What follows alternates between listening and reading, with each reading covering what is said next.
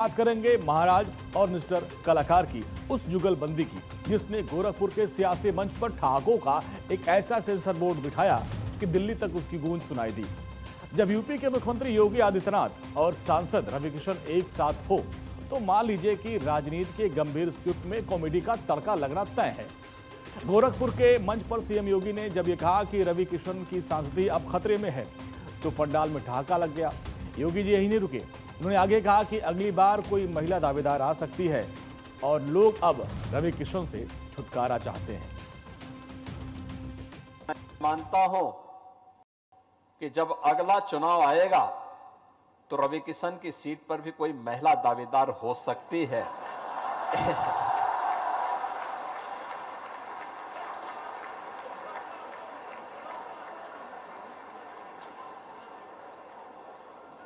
देखिए, लोग चाहते हैं कि आपसे छुट्टी मिल जाए।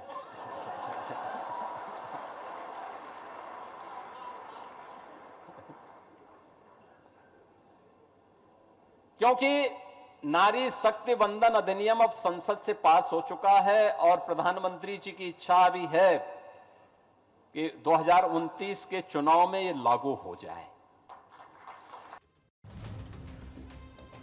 सांसद अभिनेता रविकिशन अक्सर अपनी फिल्मों के शूट के लिए विदेश में रहते हैं और इस पर भी मुख्यमंत्री योगी आदित्यनाथ ने तंज कसते हुए कहा कि वैश्विक हालातों को स्थानीय राजनीति से सीएम ने जोड़ दिया। सीएम योगी ने कहा कि अगर दुनिया में युद्ध न छिड़ा होता तो रविकिशन अभी दुबई में होते और वहां हालात ठीक नहीं है, तो उन्होंने सोचा चलो सहजनवा ही चलते हैं। रविकिशन को विश्वास नहीं हो रहा था। उन्होंने कहा कि गोरखपुर में 5,000 करोड़ रुपए तो लग गया होगा ना। मैंने कहा नहीं, आप गलत बोल रहे हैं। गोरखपुर में पिछले 9 वर्ष के अंदर, 9-10 वर्ष के अंदर अकेले गोरखपुर में 1 लाख करोड़ रुपए से अधिक का पैसा लगा है। 1 लाख करोड़ रुपए से अधिक का।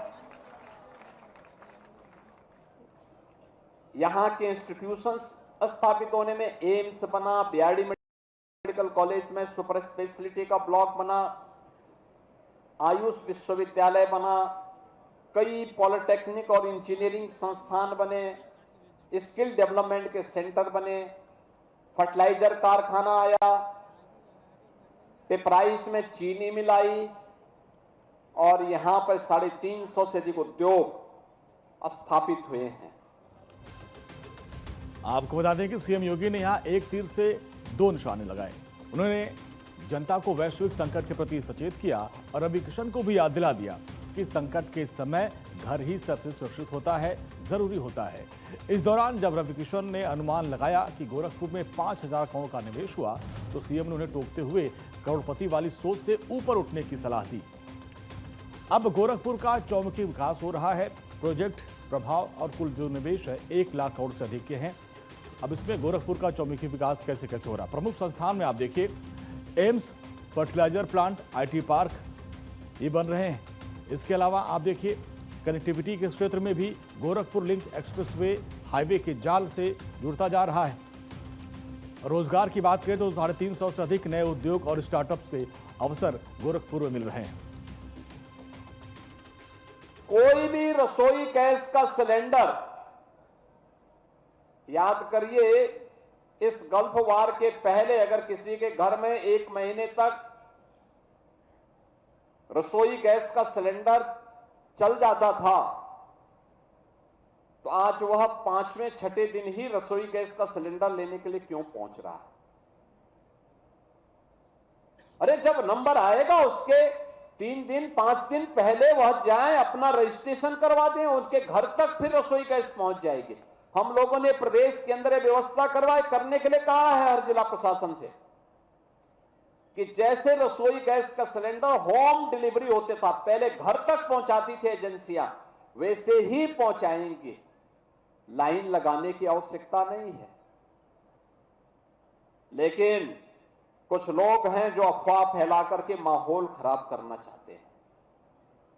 कुछ लोग हैं अव्यवस्था पैदा करने का प्रयास कर रहे हैं।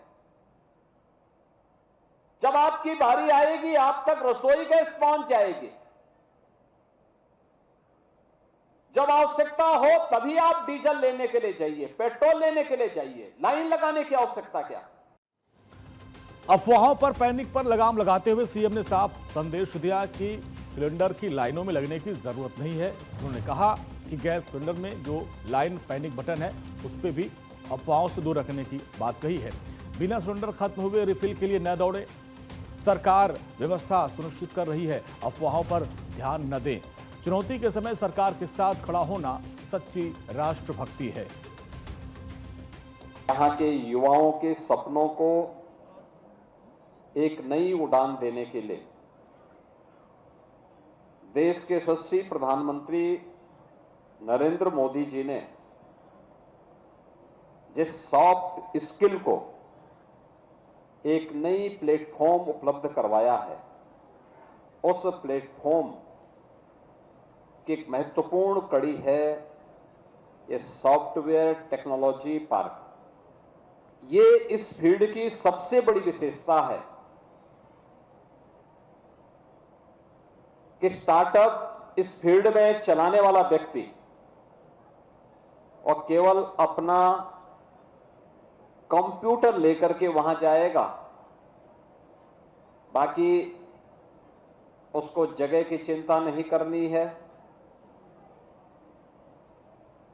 उसको विद्युत कनेक्शन की चिंता नहीं करनी है, अन्य जन सुविधाओं की चिंता नहीं करनी है।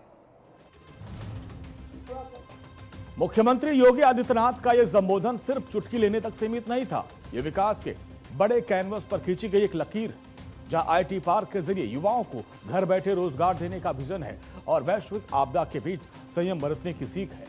बाकी रही रविकिशन की सांसदी की बात, तो रविकिशन भी जानते हैं कि महाराज जी का डांटना एक तरह का आशीर्वाद ही होता है।